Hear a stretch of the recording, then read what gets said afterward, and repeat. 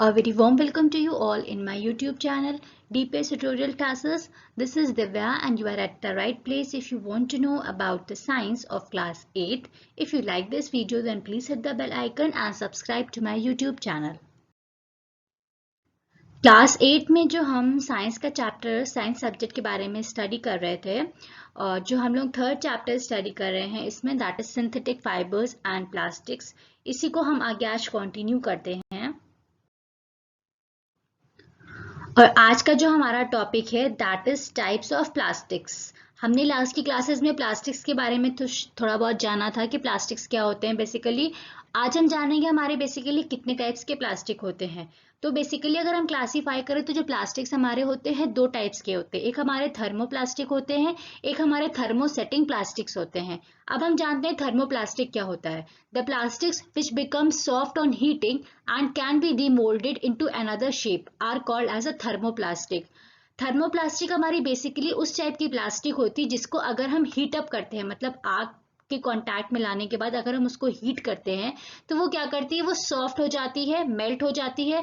और अगर हम उसको किसी और शेप में कन्वर्ट करना चाहें, रीमोल्डेड मतलब किसी और शेप में कोई और आकार देना, तो हम उसको इजिली दूसरे शेप में कन्वर्ट कर सकते हैं। इस टाइप की जो हमारी प्लास्टिक होती है वो हमारी थर्मोप्लास्टिक होती है। इसके जो हमारे एग्जाम्पल्स होते हैं पॉलिथीन हो गया, पीवीसी हो गया, नायलॉन हो गया, पॉलिएस्टर हो गया एंड रबर, इस सब टाइप के हमारे जो एग्जाम्पल्स होते हैं वो हमारे कौन से होते हैं, थर्मोप्लास्टिक्स के। तो बेसिकली हम ये कंक्लूड करते हैं कि थर्मोप्लास्टिक हमारी बेसिकली उस टाइप की प्लास्टिक होती है जिसको अगर हम हीट अप करते हैं तो वो सॉफ्ट हो जाती है, पिघल जाती है एक तरह से, और अगर हम उसको किसी और शेप में कन्वर्ट करना चाहें तो हम उसको इजीली कन्वर्ट कर सकते हैं। तो ये हमारा हो गया thermoplastic. In the structure of the thermoplastic, monomers unit are joined in a straight chain. This type of system makes them flexible. इसमें जो हमारे मोनोमर्स अटैच होते हैं, मोनोमर्स हमने स्टार्टिंग में आपको बताया था कि पॉलीमर का सबसे छोटा जो एक यूनिट होता है उसे हम मोनोमर्स कहते हैं। इसमें जो हमारे मोनोमर्स होते हैं वो हमारे एक सिंगल चेन लाइक में अटैच होते हैं आपस में। ये हमारा बेसिकली स्ट्रक्चर ऑफ थर्मोप्लास्टिक होता है और जो इसका स्ट्रक्चर होता है बहुत ही फ्लेक्सिबल होता है। अब हमारे आते हैं यूजेस ऑफ थर्मोप्लास्टिक। हम इन थर्मोप्लास्टिक का यूज कहाँ कहाँ कर सकते हैं।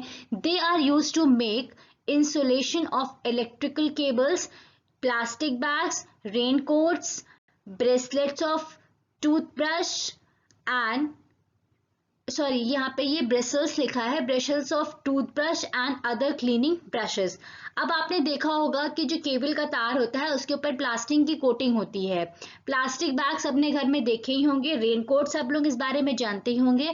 ब्रिसल्स ऑफ टूथब्रश, टूथब्रश के ऊपर जो हमारे प्लास्टिक्स के मतलब एक तरह से जो उसमें बाल होते हैं जिनके थ्रू हम ब्रश करते हैं। और अदर क्लीनिंग ब्रशेस, ब्रशेस में दो पार्ट होता है, एक हमारा आगे वाला पार्ट होता है जिसमें मतलब प्लास्टिक्स के लॉन्ग लॉन्ग पतले पतले थ्रेड्स टाइप के होते हैं, और पीछे वाला पार्ट जो कि वुडन का होता है। तो जो क्लीनिंग करने के लिए जो आगे वाला पार्ट होता है ब्रशेस का, ये सब हमारे किस चीज से बने होते हैं, थर्मोप्लास्टिक से बने होते हैं। यहाँ पे इनका यूज होता है इस प्लास्टिक का।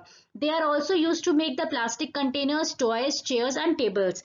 इन सब चीजों को बनाने के लिए भी हम इस टाइप का प्लास्टिक यूज करते हैं। तो लास्ट में हम ये कंक्लूड करते हैं कि थर्मोप्लास्टिक हमारे उस टाइप की प्लास्टिक होती है जिसको हम जब हीट करते हैं तो वो सॉफ्ट हो जाती है और किसी भी शेप में हम उसको चेंज कर सकते हैं।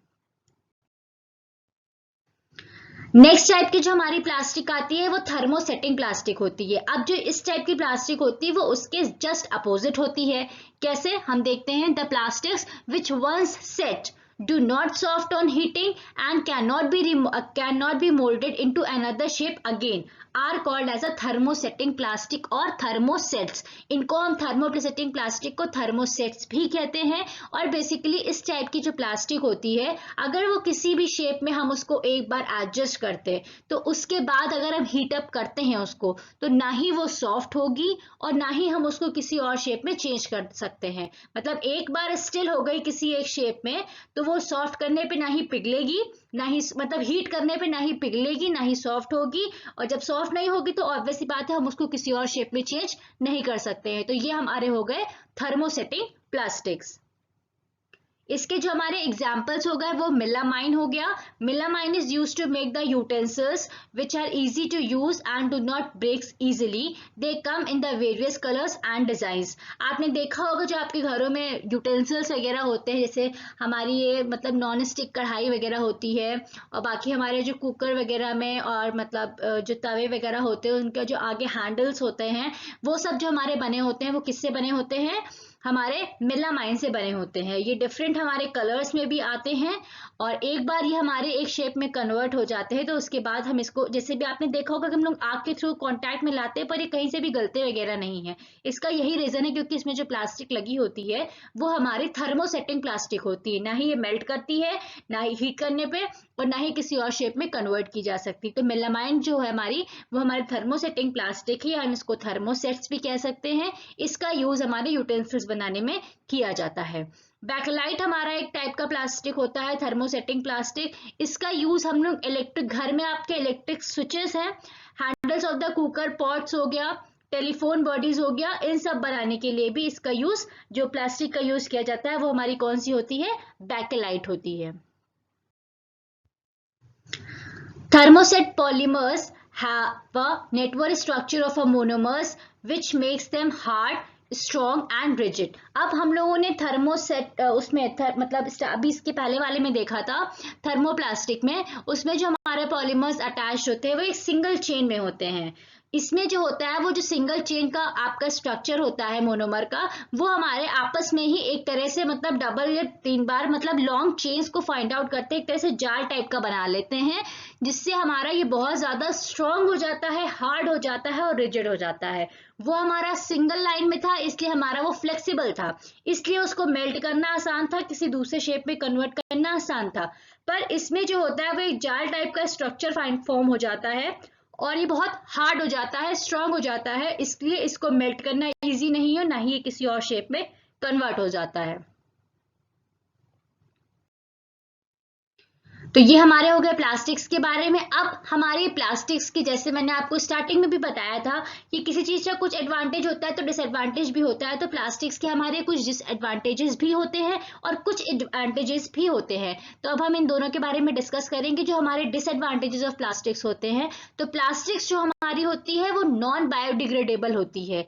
नॉन बायोडिग्रेडेबल का मतलब ये होता है कि अगर माइक्रो ऑर्गेनिज्म इसमें एंटर करते हैं तो ये डिकम्पोज नहीं कर सकते हैं। मीन्स दैट अगर आप अपने घर के प्लॉट में कहीं कोई प्लास्टिक की चीज थ्रो कर देते हैं तो अगर आप उसको 10 साल बाद भी देखेंगे तो वो एज इट इज ही रहेगी, मीन्स वो मेल्ट नहीं करेगी। इसलिए इनको नॉन बायोडिग्रेडेबल बोलते हैं।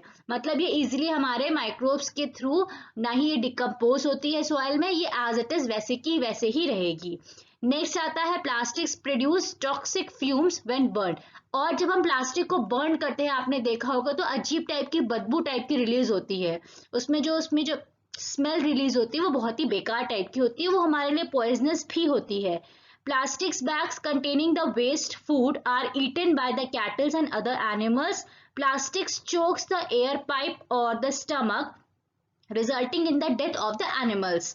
अब आपने बीच में देखा होगा कि कुछ कुछ जगह प्लास्टिक्स को बैन कर दिया गया था। उसका रीजन क्या था कि हम लोग अपने घर से मतलब मार्केट से कोई सामान लेके आए, उसके बाद जो हमारे घर से कुछ वेस्ट वगैरह निकला, तो अगर घर में कहीं डिकम्पोज करने की प्रॉपर लैंड वगैरह नहीं तो हम लोग कूड़ा उसमें भर के क्या करते हैं, बाहर फेंक देते हैं। तो जब एनिमल्स के कांटेक्ट में वो सब आता है तो एनिमल्स उसके अंदर से कुछ खाने के लिए चीज जैसे ढूंढते, जैसे आपके वेजिटेबल्स वगैरह के पील्स वगैरह हो गए, उसको जब फाइंड आउट करके ईट करने की कोशिश करते हैं तो वो उसके साथ साथ जो प्लास्टिक का पॉलिथीन होता है वो भी उनके माउथ में एंटर कर जाता है, और जिसकी वजह से जो उनका नेक में हमारा मतलब जो होता है पाइपलाइन होती है उनके, वो एयर पाइप जो होता है वो चोक कर जाता है, और जिसकी वजह से उनको क्या होता है, डेथ भी हो सकती है उन मतलब एनिमल्स की। तो इसलिए ये प्लास्टिक बैग्स बहुत ही ज्यादा हार्मफुल होते हैं। Plastics dumped in the water bodies causes a treatment, cause a threat to aquatic animals. और जो हमारे प्लास्टिक्स होते हैं जो हम लोग वाटर बॉडीज में पानी वगैरह में थ्रो कर देते हैं, बहुत बड़ी बड़ी जो वाटर बॉडीज वगैरह होती हैं, तो ये अंदर जाने के बाद ये क्या करते हैं, जो हमारे एक्वेटिक एनिमल्स होते हैं, एक्वेटिक एनिमल्स बेसिकली वो एनिमल्स होते हैं जो कि पानी के अंदर रहते हैं, जैसे फिशेस वगैरह हो गई और भी जो भी एनिमल्स हैं जो कि हमारे एक्वेटिक इकोसिस्टम में पाए जाते हैं। तो ये प्लास्टिक्स जो वाटर के अंदर एंटर होने के बाद ये कहीं ना कहीं इनकी लाइफ को भी बहुत ज्यादा इफेक्ट करती है। Plastic materials like plastic bags are mostly end up as a harmful waste in the landfills, which may pollute the environment and threaten our health. इसमें सिंपली यही मतलब हुआ कि अगर हम प्लास्टिक के कोई भी मटेरियल हो गया, प्लास्टिक बैग हो गया या प्लास्टिक से रिलेटेड कोई भी सब्सटेंस हो गया, उसको अगर हम लैंड पे एज इट इज थ्रो करते हैं तो वो एक तरह से पोल्यूशन भी क्रिएट करता है, जो भी पोल्यूटेंट है वो एक तरह से हमारा लैंड पोल्यूशन भी क्रिएट करता है और कहीं ना कहीं जाके वो इन्वायरमेंट के साथ साथ किसी एनिमल्स वगैरह के हेल्थ को भी बहुत ज्यादा नुकसान पहुंचाता है। Plastic waste from electronics industries when thrown carelessly they blocks the public drain. और जो इलेक्ट्रॉनिक इंडस्ट्रीज वगैरह होती हैं अगर वहां से कोई भी plastic waste as it is throw कर गया तो वो हमारे पब्लिक के जो ड्रेनेज सिस्टम होते हैं उसको भी एक तरह से ब्लॉक कर देता है। Plastics prevents the rain water from seeping into the ground. और जैसा कि आपने देखा होगा अगर आप कोई एक प्लास्टिक की पॉलिथीन बड़ी सी लें और उसको लैंड पे जाके इस तरीके से बिछा दे और पानी बरसता है तो क्या होता है, प्लास्टिक के ही ऊपर कलेक्ट हो जाता है, वो ग्राउंड लेवल के अंदर नहीं जाता है। तो एक तरह से प्लास्टिक्स जो होती हैं वो रेन वाटर को भी प्रिवेंट करती हैं। प्रिवेंट मतलब रोकना, रेन वाटर को रोकती है पानी ग्राउंड के अंदर, सीपिंग मतलब उसके अंदर एंटर करना, मतलब सोखना जिसको हम लोग बोलते हैं।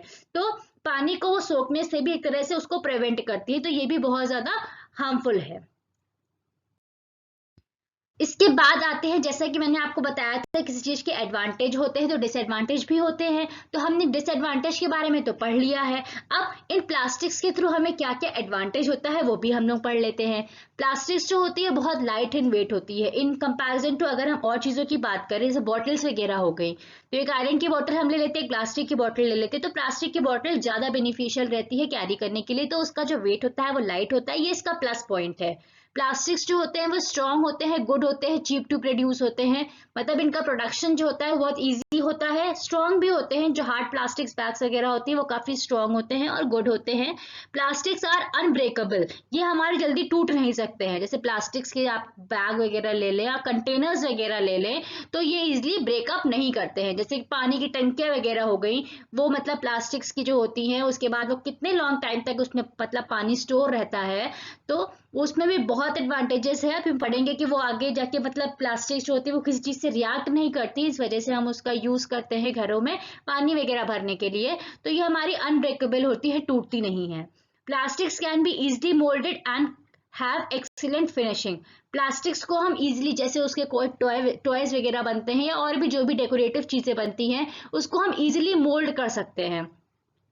तो उसमें अभी हमने पढ़ा था थर्मोप्लास्टिक्स में कि हम उसको इजीली मोल्ड हीट करके इजीली सॉफ्ट करके उसको मोल्ड कर सकते हैं किसी भी शेप में और इसकी बहुत अच्छी खासी फिनिशिंग हम लोग दे सकते हैं। Plastics are poor conductor of heat which makes them suitable for making handles of the cooking vessels.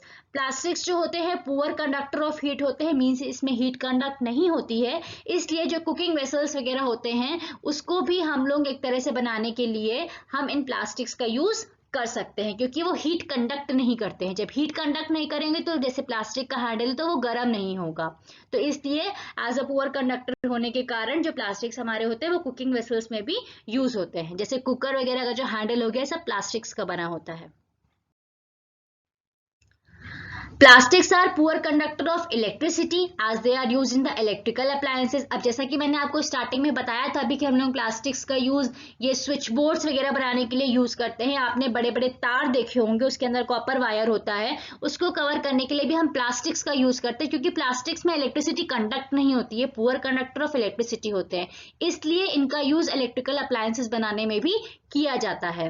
Plastics are insoluble in water hence used in containing of water. मैंने आपको अभी बताया था कि जो प्लास्टिक्स होते हैं वो पानी से रिएक्ट नहीं करते हैं, और जब रिएक्ट नहीं करेंगे तो इनका यूज हम पानी को स्टोर करने के लिए भी यूज कर सकते हैं। प्लास्टिक्स डू नॉट करोड और रेस्ट, मीन्स प्लास्टिक्स में कभी जंग नहीं लगती। आपने देखा होगा टंकियों वगैरह में आपके जो पानी स्टोर होता है उसमें कभी जंग नहीं लगती, मतलब जब वो रिएक्ट ही नहीं करेंगे एयर और वाटर के कांटेक्ट में तो ऑब्वियस ही बात है वो करोड नहीं करेंगे, जंग नहीं लगेगी उसमें। तो ये हमारे कुछ एडवांटेजेस हो गए प्लास्टिक के।